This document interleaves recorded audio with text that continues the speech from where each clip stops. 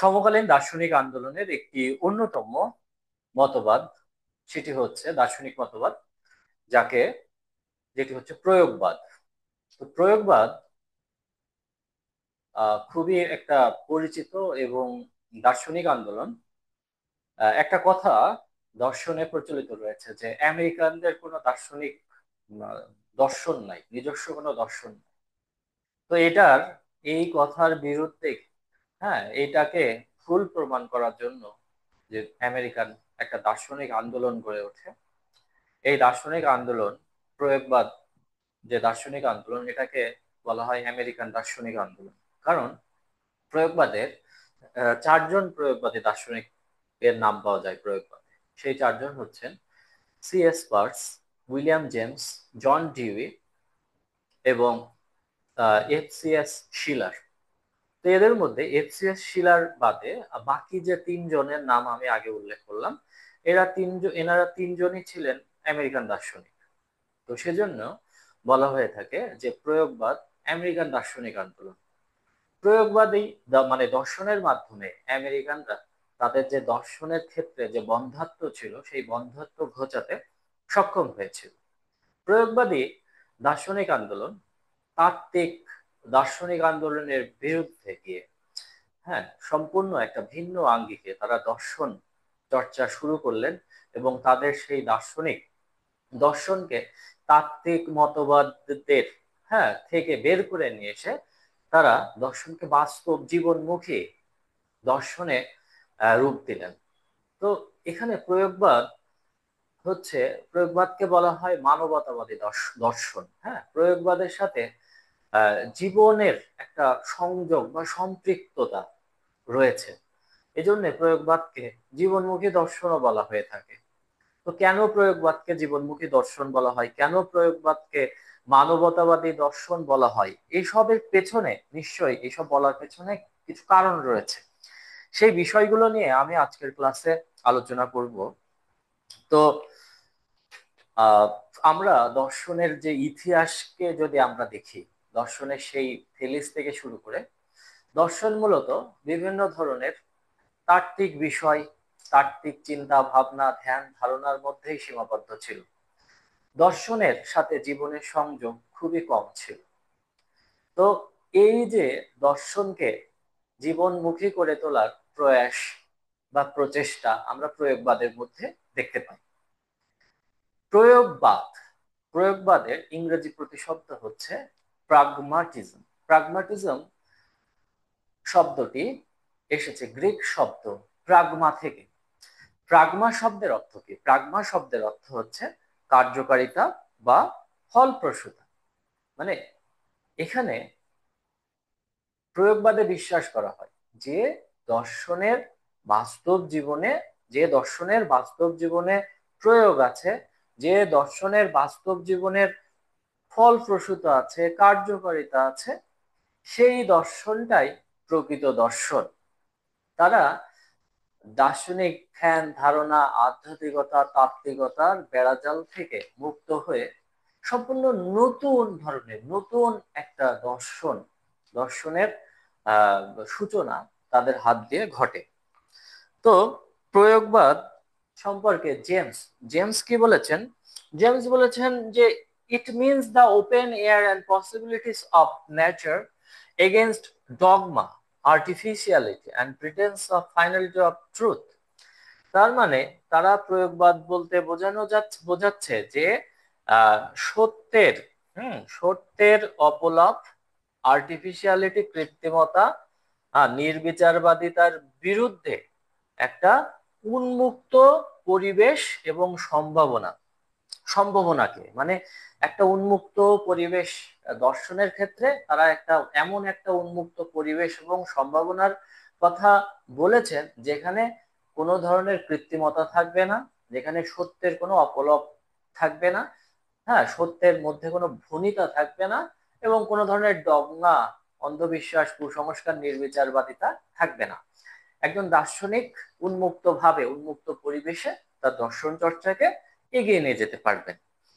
তো প্রয়োগবাদ সম্পর্কে John Dewey বলেছেন সমস্যাগুলির বুদ্ধিসম্মত সমাধানের জন্য অর্থপূর্ণ, সত্য ও মূল্যবান ধারণাগুলোকে পর্যবেক্ষণমূলক উপকরণ রূপে প্রয়োগ করাই হচ্ছে প্রয়োগবাদ। তো এখানে ব্যাপারগুলো হচ্ছে সমস্যা যেগুলো সেগুলো বুদ্ধিসম্মত সমাধান করতে হবে এবং ধারণাগুলোকে পর্যবেক্ষণমূলক উপকরণ রূপে কি করতে হবে, ধারণাগুলোকে শুধু ধারণার মধ্যে রাখলে হবে না, সেই ধারণাকে কি করতে হবে, প্রয়োগ করতে হবে বাস্তব জীবনে। কোথায় প্রয়োগ করতে হবে, বাস্তব জীবনে প্রয়োগ করতে হবে। এফসিএস শিলার কি বললেন, এফসিএস শিলার বললেন যে প্রয়োগবাদ হচ্ছে বস্তুত জ্ঞান তত্ত্বে মানবতার প্রয়োগ মাত্র। জ্ঞান তত্ত্বে মানবতা, জ্ঞান তত্ত্বকে শুধুমাত্র জ্ঞান বিদ্যার মধ্যে রাখলে হবে না, জ্ঞান তত্ত্বকে জ্ঞান বিদ্যা থেকে বাইরে বের করে এনে মানব জীবনে, মানুষের সমস্যার সমাধানে, মানুষের জীবনের সমস্যার সমাধানে সে প্রয়োগ করতে হবে। এখানেই হচ্ছে দর্শনের সার্থকতা।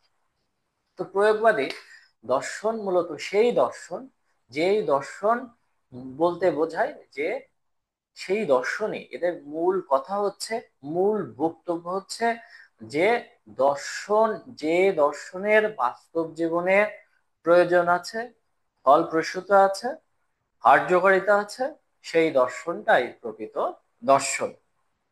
তো প্রয়োগবাদী দর্শনের মূল কথা হচ্ছে প্রয়োজনের সাথে যে কোনো সিদ্ধান্ত নিতে হলে, প্রয়োজনের সাথে যে কোনো সিদ্ধান্ত নিতে হলে যে সিদ্ধান্ত বাস্তবে কার্যকর কি করবে, যে সিদ্ধান্ত বাস্তবে কার্যকর ফল প্রদান করবে, যে সিদ্ধান্ত বাস্তবে কার্যকর ফল প্রদান করবে, হ্যাঁ সেই সিদ্ধান্তই গ্রহণ করতে হবে।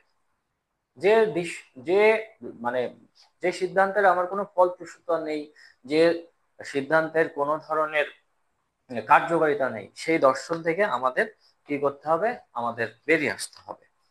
তো প্রয়োগবাদের দর্শনের প্রথম যে আমরা বৈশিষ্ট্য সম্পর্কে বলতে পারি যে বাস্তব উপযোগিতা। মানে এখানে বাস্তব উপযোগিতা, উপযোগিতা মানে হচ্ছে বাস্তবে তার একটা কার্যকারিতা থাকতে হবে, তার একটা উপকারিতা থাকতে হবে। হুম, মানে শুধুমাত্র জ্ঞানের জন্য জ্ঞান অর্জন নয়, নলেজ ফর, হ্যাঁ মানে knowledge for the shape of knowledge, মানে জ্ঞানের জন্য জ্ঞান নয়। হুম, জ্ঞান চর্চা করতে হবে মানুষের কল্যাণের জন্য, মানুষের জীবনের জন্য। হ্যাঁ, সত্যতা, বৈধতা, বাস্তবতা সবকিছুকে প্রয়োগবাদীরা কি করেন, তারা উপযোগিতার ভিত্তিতে বিচার করেন। মানে একটা জিনিসের সত্যতা, বৈধতা, জ্ঞান এগুলো যদি বাস্তবে উপযোগিতা থাকে তাহলেই সেই জিনিসটা মূল্যবান বা সেই জিনিসটা দর্শনের আওতাভুক্ত হবে এবং সেই জিনিসটা সম্পর্কে আলোচনা করা যাবে, সেই বিষয়টা আমাদের দার্শনিক আলোচনার অন্তর্ভুক্ত হবে। কিন্তু কোনো বিষয়ের যদি বাস্তব উপযোগিতা না থাকে তাহলে সেই বিষয়টিকে আমাদের কি করতে হবে, সেই বিষয়টিকে এড়িয়ে যেতে হবে, সেই বিষয়টিকে বাদ দিতে হবে। প্রয়োগবাদকে এক ধরনের অভিজ্ঞতাবাদী মতবাদ হিসেবে বলা যায়। প্রয়োগবাদের অন্যতম আরেকটি বৈশিষ্ট্য হচ্ছে অভিজ্ঞতাবাদী মতবাদ। কিন্তু প্রচলিত যে জ্ঞানের উৎপত্তি বিষয়ক যে এমপিরিসিজম বা অভিজ্ঞতাবাদের সাথে প্রয়োগবাদীদের অভিজ্ঞতাবাদের কিছুটা ভিন্নতা আমরা লক্ষ্য করি। এখন প্রশ্ন হতে পারে যে কি ধরনের ভিন্নতা, এখানে ভিন্নতা বলতে বোঝানো হচ্ছে যে দেখো অভিজ্ঞতাবাদের মূল সুর বা মূল বক্তব্য হচ্ছে যে অভিজ্ঞতাই জ্ঞানের একমাত্র উৎস। অভিজ্ঞতাটা কি, অভিজ্ঞতা হচ্ছে ইন্দ্রিয় প্রত্যক্ষণের মাধ্যমে, ইন্দ্রিয় প্রত্যক্ষণের মাধ্যমে আমাদের জ্ঞান অর্জিত হয়। আর এই ইন্দ্রিয় প্রত্যক্ষণের মাধ্যমে যে জ্ঞানটা হয় সেটাকে বলা হচ্ছে অভিজ্ঞতা। এই ইন্দ্রিয় প্রত্যক্ষণকে বলা হয় অভিজ্ঞতা। তোমাদের মনে প্রশ্ন হতে পারে স্যার ইন্দ্রিয় প্রত্যক্ষণ কি? প্রত্যক্ষণ হচ্ছে আমরা যখন পঞ্চ ইন্দ্রিয়ের মাধ্যমে কোনো কিছুকে দেখি, জানি, শুনি, স্পর্শ করি বা এগুলো সম্পর্কে যখন আমাদের কোনো অনুভূতি তৈরি হয় তখন সেই অনুভূতিকে যখন আমাদের মস্তিষ্ক কি করে, ব্যাখ্যা করে, তখন সেটাকে প্রত্যক্ষণ বলা হয়। তো চক্ষু, কর্ণ, নাসিকা, ত্বক, জিহ্বা এই পাঁচটির মাধ্যমে, এই পঞ্চ ইন্দ্রিয়ের মাধ্যমে আমরা বাহ্য বস্তুর উদ্দীপকের উদ্দীপনা যখন আমাদের এখানে আসে, আমাদের উপর এই উদ্দীপক গুলো যখন প্রভাব বিস্তার করে উদ্দীপনার সৃষ্টি করে আমাদের ইন্দ্রিয়ে বা আঘাত সৃষ্টি করে, তখন আমরা সেখান থেকে যে অনুভূতি, সেই অনুভূতির ব্যাখ্যাটাই হচ্ছে প্রত্যক্ষণ। আর এই প্রত্যক্ষণকেই, ইন্দ্রিয় প্রত্যক্ষণকেই প্রয়োগবাদীরা কি বলছেন? আহ অভিজ্ঞতা বলছেন। কিন্তু জেমস বা প্রয়োগবাদীরা এখানে অভিজ্ঞতাকে আরো একটু বিস্তৃত পরিসরে দেখানোর চেষ্টা করলেন। তারা শুধুমাত্র ইন্দ্রিয় প্রত্যক্ষণের অভিজ্ঞতাবাদীরা অভিজ্ঞতার বাইরের কোনো কিছুকে তারা স্বীকার করেন না, মানে যে বিষয়গুলোকে অভিজ্ঞতায় পাওয়া যায় না সেই সব বিষয়গুলো সম্পর্কে অভিজ্ঞতাবাদীরা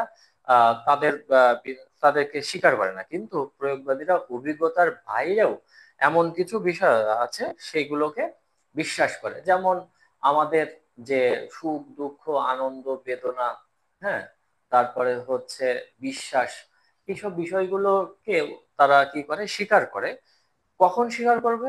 যদি এই সব বিষয়গুলোর, মানে কোনো বিষয়ের যদি বাস্তবে উপযোগিতা থাকে, তাহলে সেই বিষয়টিকে, সেটা যদি আমরা অভিজ্ঞতায় নাও পাই, তাহলে সেই বিষয়টিকে তারা কি করবে, সেই বিষয়ের যদি কোনো কার্যকারিতা থাকে তাহলে তারা সেই বিষয়টিকে স্বীকার করবে। যেমন আমরা এখানে উল্লেখ করতে পারি যে,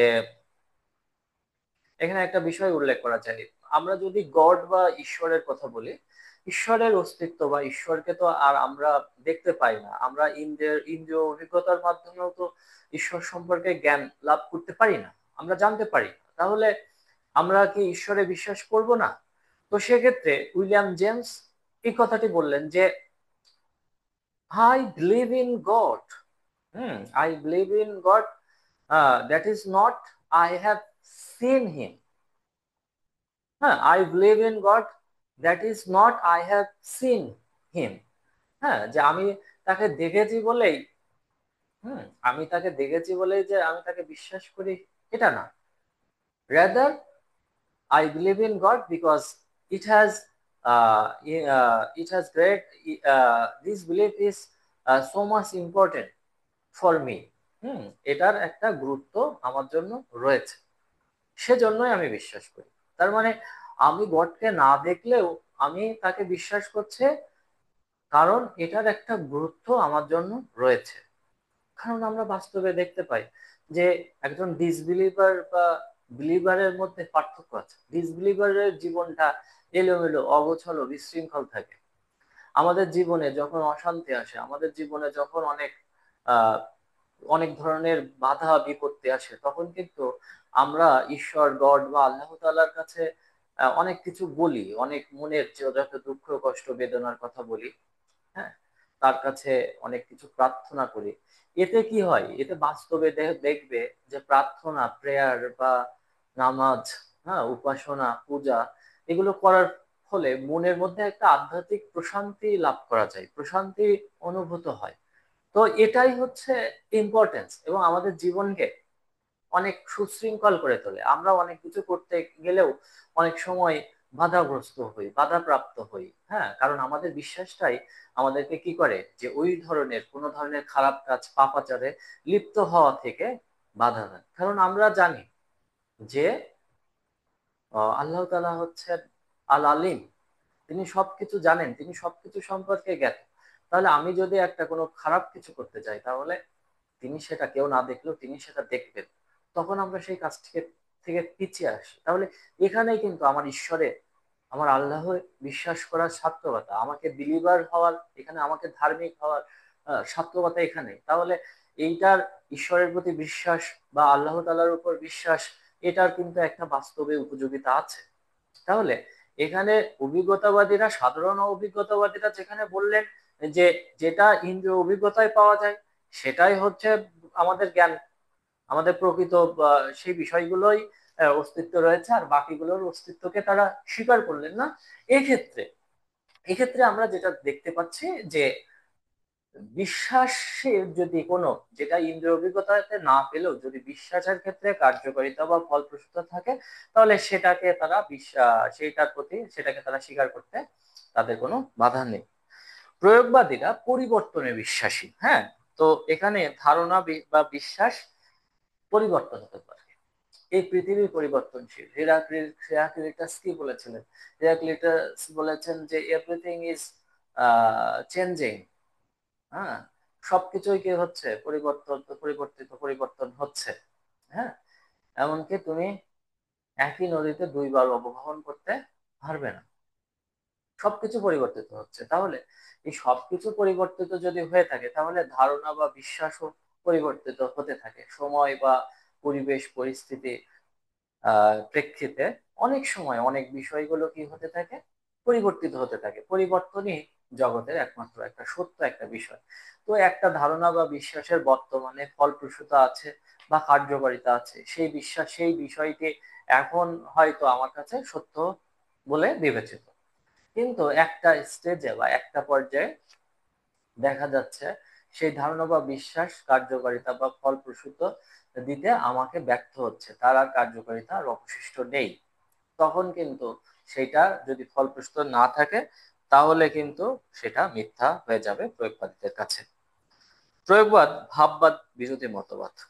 ভাববাদ বিরোধী মতবাদ এটি হেগেলীয় বাম দলভুক্ত দার্শনিক আন্দোলন। হেগেলীয় ডানপন্থী আছে আর বামপন্থী আছে। তো এখানে হেগেলীয় যারা আহ, বামপন্থী আন্দোলনে বিশ্বাসী, তারা কি বললেন যে এখানে ভাববাদের বিরুদ্ধে তারা মতবাদ পোষণ করলেন। ভাববাদটা কি? ভাব হচ্ছে যে মতবাদ বিশ্বাস করে যে বস্তুর অস্তিত্ব ভাব বা ধারণার উপর নির্ভরশীল। ভাব ধারণা বা মনের উপরে অস্তিত্ব, মানে তাদের অস্তিত্ব নির্ভর করে, বস্তুর কোনো মন নিরপেক্ষ অস্তিত্ব নেই। এটি হচ্ছে ভাববাদের মূল বক্তব্য। তো এরা ভাববাদকে অস্বীকার করে। তারা বলে যে আসলে উম আমার মানে জ্ঞানের ক্ষেত্রে জ্ঞাতা এবং জ্ঞেয় বস্তু এই দুটোর অস্তিত্বকে তারা স্বীকার করে। যেমন জ্ঞান অর্জন করার ক্ষেত্রে যেমন একজন জ্ঞাতার প্রয়োজন, জ্ঞাতার অস্তিত্বকে স্বীকার করতে হয়, আবার জ্ঞান পাওয়ার জন্য জ্ঞানের ম্যাটেরিয়াল বা উপাদানের প্রয়োজন, আর এই উপাদান হিসেবে তারা জ্ঞেয় বস্তুর অস্তিত্ব স্বীকার করে। তাহলে আমি যদি এখন বলি তাহলে প্রয়োগবাদ কি? ভাববাদী বিরোধী মতবাদ হলে নিশ্চয়ই প্রয়োগবাদ কি হবে? বাস্তববাদ। প্রয়োগবাদ হচ্ছে বাস্তববাদী। তো জ্ঞানতাত্ত্বিক দৃষ্টিকোণ থেকে এই মতবাদ বাস্তববাদে বিশ্বাস করে। জ্ঞান মানেই কোনো না কোনো বিষয়ের জ্ঞান। জ্ঞানের ক্ষেত্রে যেমন জ্ঞাতার থাকতে হয়, তেমন ভাবে জ্ঞেয় বস্তু থাকতে হয়। জ্ঞেয় যদি না থাকে, তাহলে জ্ঞাতার জ্ঞান কিভাবে সম্ভব? How is it possible without the existence of matter, thing or material? কোনো কিছু যদি বস্তুর অস্তিত্বই যদি না থাকে, তাহলে জ্ঞান কিভাবে সম্ভব? জ্ঞানের তো আসলে অস্তিত্ব সম্ভব না। কারণ আমি এখানে সাপোজ আমার এই বই, এই বইটার যদি নাই অস্তিত্ব থাকে, এই বইটার অস্তিত্ব আমার মনের ধারণার উপরে যদি ইয়ে করে, তাহলে এই বইটার জ্ঞান যদি বইটাই না থাকে, তাহলে আমার সেই জ্ঞানটা আমরা কিভাবে পাবো? তো এটা একটা দিক। তাহলে এটা হচ্ছে প্রয়োগবাদ। কি প্রয়োগবাদ? হচ্ছে বাস্তববাদী মতবাদ। প্রয়োগবাদ মনে করে জ্ঞান মানেই হচ্ছে বিষয়ের জ্ঞান। হ্যাঁ, বিষয় বর্জিত জ্ঞান আসলে সম্ভব নয়। ষষ্ঠত, প্রয়োগবাদ এক ধরনের যুক্তি বিরোধী মতবাদ। যুক্তি বিরোধী। প্রায়োগিক বিশ্বাস আবেগ, হ্যাঁ প্রায়োগিক বিশ্বাস আবেগ এই মতবাদের প্রেরণা। বিশুদ্ধ যুক্তি বুদ্ধি তারা তারা কোনো কিছু বিচার করতে চান না। তাদের মূল সুর হচ্ছে প্রয়োজন উপযোগিতা। প্রয়োজন এবং উপযোগিতার উপরেই দর্শন নির্ভর করে। প্রকৃত দর্শন বা প্রকৃত বিষয়গুলো যদি বাস্তব উপযোগিতার ভিত্তিতে, এখানে মানে তত্ত্বের প্রয়োজন নাই, বুদ্ধির প্রয়োজন নাই। হ্যাঁ, তারপরে প্রয়োগবাদ দিয়ে সম্পর্কে বলা হয় প্রয়োগবাদ জ্ঞানতাত্ত্বিক দ্বৈতবাদে বিশ্বাসী। প্রয়োগবাদ কিসে বিশ্বাসী? প্রয়োগবাদ জ্ঞানতাত্ত্বিক দ্বৈতবাদে বিশ্বাসী। প্রয়োগবাদ জ্ঞাতা এবং জ্ঞানের বিষয়ের মধ্যে উপযোগিতার মধ্যস্থতা দাবি করে। উইলিয়াম জেমস জ্ঞানতাত্ত্বিক দ্বৈতবাদের কথা উল্লেখ করেছেন। তিনি কি বলেছেন? মাই account of truth is realistic and follows the epistemological dualism of common sense. হ্যাঁ, তো জেমস অ্যাকচুয়ালি কি বললেন আমরা যদি একটু দেখতে চাই। উইলিয়াম জেমস বললেন যে my account my account of truth my account of truth is realistic and follows the epistemological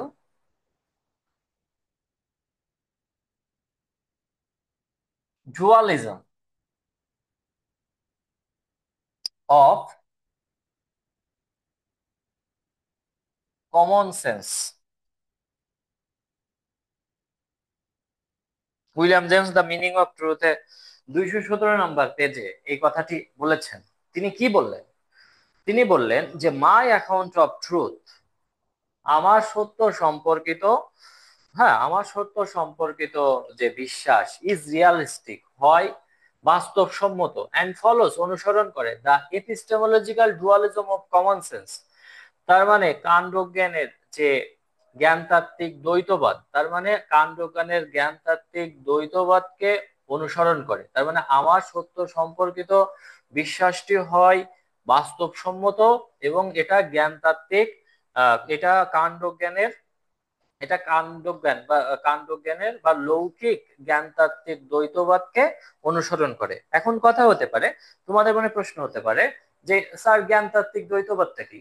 সাধারণ যে লৌকিক জ্ঞানতাত্ত্বিক দ্বৈতবাদটা কি? লৌকিক জ্ঞানতাত্ত্বিক দ্বৈতবাদটা হচ্ছে আমাদের যে সাধারণ কমন সেন্স দিয়ে আমরা যে কোনো কিছু সম্পর্কে, কোনো বিষয় সম্পর্কে জানি, এখানে যেমন আমার জানার বিষয়ের অস্তিত্বটাকেও আমরা বিশ্বাস করি যে এটার অস্তিত্ব রয়েছে, আবার আমি যে জানছি সে আমারও অস্তিত্ব রয়েছে। তার মানে জ্ঞানতাত্ত্বিক যে দ্বৈতবাদে এখানে জ্ঞাতা এবং জ্ঞেয় এই উভয়ের অস্তিত্বকে কি করা হয়? স্বীকার করা হয়। যেটাকে কি বলা হয়? যেটাকে বাস্তব, যেটাকে বাস্তববাদী বলা হয়। তো এই জ্ঞানতাত্ত্বিক দ্বৈতবাদকে কার মতবাদ অনুসরণ, মানে কার বিশ্বাস অনুসরণ করে? আহ, আমরা কার বিশ্বাস অনুসরণ করে? উইলিয়াম জেমসের। তাহলে তারা কিন্তু দ্বৈতবাদী, প্রয়োগবাদকে আমরা দ্বৈতবাদী মতবাদ বলতে পারি। এবং প্রয়োগবাদকে মানবতাবাদী দর্শন বলা হয়। মানবতাবাদী দর্শনটা কি? যদি আমরা মানবতাবাদকে অ্যানালাইসিস করি, বিশ্লেষণ করি, তাহলে মানবতাবোধ হচ্ছে যেখানে মানুষের কল্যাণ, মানুষের মঙ্গল, মানুষের সুখ স্বাচ্ছন্দ্য এগুলোর কথা, হ্যাঁ এগুলোর এই বিষয়গুলো যেখানে অন্তর্ভুক্ত থাকে, সেটাই তো মানবতাবাদী বা মানুষের কল্যাণের সাথে সম্পৃক্ত বিষয়গুলোই হচ্ছে মানবতাবাদী, মানুষকে মানে মানব কেন্দ্রিক। তো প্রয়োগবাদকে মানবতাবাদী দর্শন বলা হয়। কারণ কেন বলা হয়? কারণ প্রয়োগবাদ বাস্তব জীবনের প্রয়োজন সিদ্ধির কথা বলে। প্রয়োগবাদ একটি জীবনমুখী দর্শন। দর্শনের দ্বারা জীবনের প্রয়োজন সাধন করাই এই দর্শনের মূল লক্ষ্য। মানে দর্শনকে হতে হবে জীবন ভিত্তিক, দর্শনকে হতে হবে জীবনমুখী। দর্শনকে শুধুমাত্র তাত্ত্বিক আলোচনার মধ্যে সীমাবদ্ধ থাকলে হবে না। জগতের আদি উপাদান, জ্ঞানের উৎপত্তি, জ্ঞানের তারপরে হচ্ছে বিভিন্ন ধরনের অধিবিদ্যা বিষয়, অতীন্দ্র বিষয়কে আঁকড়ে ধরে থাকলে হবে না। দর্শনকে হতে হবে মানুষের জীবনের কল্যাণের সাথে, মানুষের জীবনের মঙ্গলের সাথে, মানুষের জীবনের উপযোগিতার সাথে সংযুক্ত থাকতে হবে, সম্পৃক্ত থাকতে হবে। এবং এই আঙ্গিকেই আমাদের দর্শন চর্চা করতে হবে। দার্শনিকদের চেষ্টা থাকবে মানুষের বাস্তব জীবনের সাথে সম্পৃক্ত বিষয়গুলো সমাধানের প্রচেষ্টা করা, সমস্যার অনুসন্ধান করা এবং সেগুলো যৌক্তিক সমাধানের প্রচেষ্টা থাকতে হবে। সেটাই হচ্ছে প্রকৃত দর্শন এবং সেটাকেই জীবন দর্শন বা জীবনমুখী দর্শন বলা হয়। আর যে দর্শন জীবনের সাথে সংযুক্ত সেটাই তো মানবতাবাদী দর্শন। তো এখন সেজন্য বলা হয়ে থাকে যে দর্শনের দ্বারা জীবনের প্রয়োজন সাধন করাই প্রয়োগবাদীদের মূল লক্ষ্য। তাহলে প্রয়োগবাদে দর্শনের সাথে মানুষের জীবনের প্রয়োজন সাধনের একটা বিষয় আমরা লক্ষ্য করতে পারি। আর এই কারণে প্রয়োগবাদের অপর নাম হচ্ছে প্রয়োজনবাদ।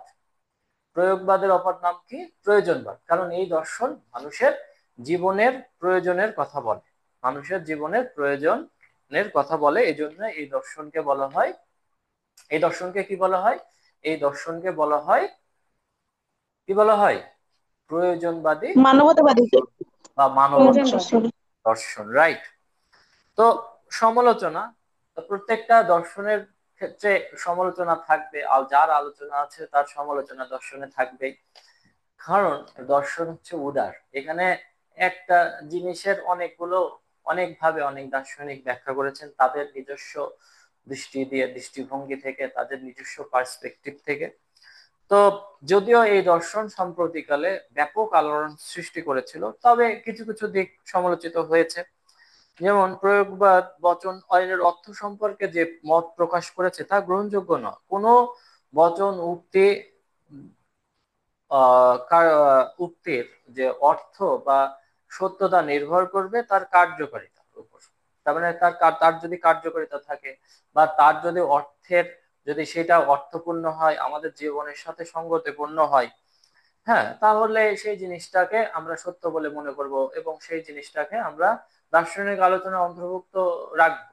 এখন ব্যাপারটা হচ্ছে, একটা বচন বা উক্তি, এই অনেক যে বিষয়গুলো, এটা কিন্তু এদের কার্যকারিতা বা ফলপ্রসূতা ব্যক্তিভেদে, এক এক ব্যক্তিভেদে ভিন্ন হয়। হুম। একটা বিষয় বা একটা জিনিস একজন ব্যক্তির কাছে সেটা ভালো বা কল্যাণকর হতে পারে, আবার আরেকজনের কাছে সেটা অকল্যাণকর হতে পারে। তাহলে প্রয়োগবাদে একই জিনিস সার্বিক কোনো কিছু সার্বিক সত্যতা পাওয়া যায় না। কারণ ফলপ্রসূতা বা কার্যকারিতা ব্যক্তিভেদে ভিন্ন হয়। একই ব্যক্তির কাছে একটা জিনিস ভালো হতে পারে, আবার আরেকজনের কাছে খারাপ হতে পারে। হুম। তাহলে সেক্ষেত্রে আমরা কোনো সার্বিক বা নিশ্চিত কোনো সিদ্ধান্তে আসতে পারি না।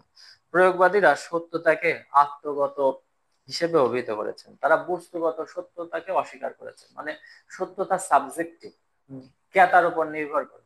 জ্ঞাতা যেভাবে দেখবে তার কাছে সত্য তেমন ভাবেই ধরা দেবে। অনেকটা সেই প্রোটাগোরাসের উক্তির মতো, man is the measure of all things. হ্যাঁ, মানুষই সবকিছুর পরিমাপ।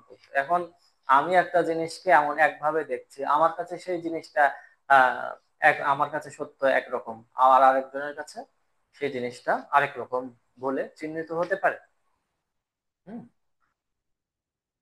যেমন আমরা বলতে পারি যে একজন ব্যক্তি, হুম, একজন ব্যক্তি দেখলেন যে কেউ একজন রাস্তায় দেখা যাচ্ছে হাফ প্যান্ট পরে ঘুরে বেড়াচ্ছে, একজন ইয়াং একটা ছেলে। তো একজন বলছে যে ও তার কাছে, তার পার্সপেক্টিভ হতে পারে, ক ধরো একজন পার্সন, সে সেই ইয়াং বয়টাকে দেখে বলতে পারে যে এটা তো কি, এটা আমাদের সোসাইটির সাথে যায় না। হ্যাঁ, সে কেন এটা করছে, এটা আমাদের সোসাইটির মরাল যে ইয়েটাকে লঙ্ঘন করে।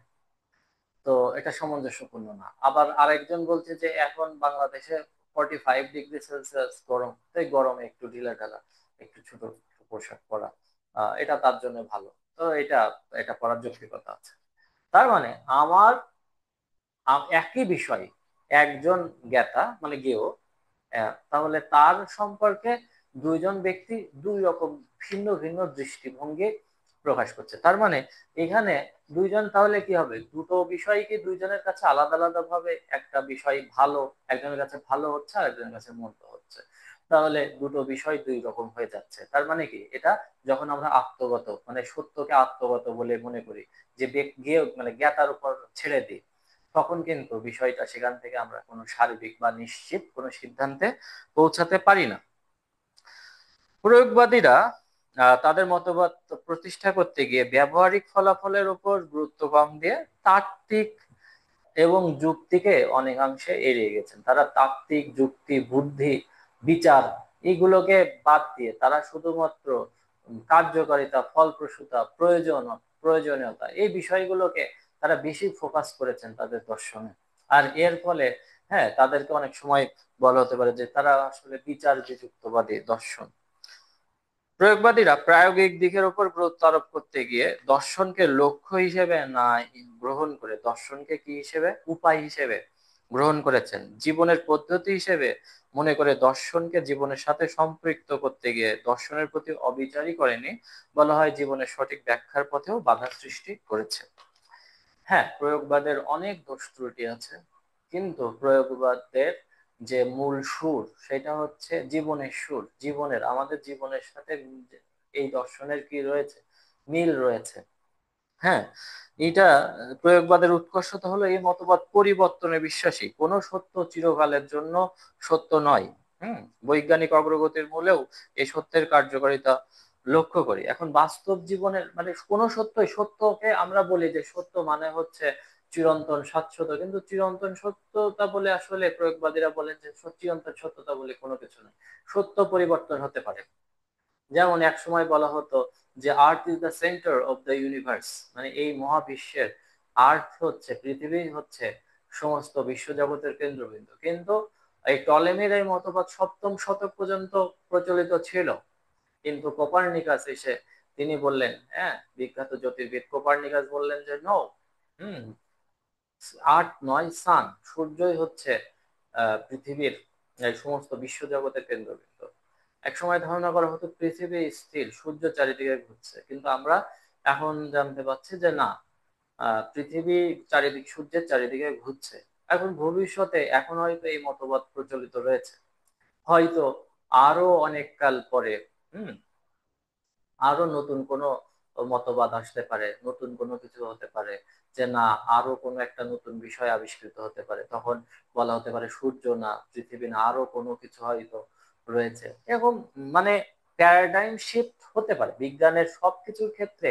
বিজ্ঞানের ক্ষেত্রে আজকে যেটিকে বিজ্ঞান সত্য বলে বিশ্বাস করছে, এটা ভবিষ্যতে আজ থেকে 50 বছর 100 বছর পরে কি হতে পারে, ভুল প্রমাণিত হতে পারে। এই জন্য আসলে নিশ্চিত সত্য বলতে কিছু নাই, এটাই প্রজ্ঞাতেরা বলতে চাচ্ছেন। মানে আমাদের ধারণা, আমাদের বিশ্বাস সবকিছু পরিবর্তনশীল, সমস্ত কিছুই পরিবর্তিত হচ্ছে, এই জগৎ হচ্ছে ট্রানজিয়েন্ট। হ্যাঁ, নশ্বর, এই জগতের কোনো কিছুই পার্মানেন্ট না। হিউম্যান বিইং থেকে শুরু করে সবকিছুই এই জগতে কি হয়ে যাচ্ছে, সবকিছু শেষ হয়ে যাবে একটা না একটা পর্যায়ে এসে, একটা সময় এসে। তাহলে সত্য এক সময় কি হতে পারে, পরিবর্তন হতে পারে। আর এই পরিবর্তনকে তারা মেনে নিয়েছিলেন। এবং এই দর্শনের যে বিষয়টা সব থেকে মানুষকে আকর্ষণীয় করে তুলেছে এই দর্শন সম্পর্কে, সেটা হচ্ছে এই দর্শন শুধুমাত্র অতীন্দ্রিয় বিষয়, জ্ঞানতাত্ত্বিক আলোচনা, হ্যাঁ, ভাব ধারণা, হ্যাঁ, এইসব বিষয়গুলো নিয়ে তাদের দর্শন চর্চা করেনি। এই দর্শন মানুষের জীবনকে অন্তর্ভুক্ত করেছে তাদের দার্শনিক চিন্তায়, দর্শন দর্শন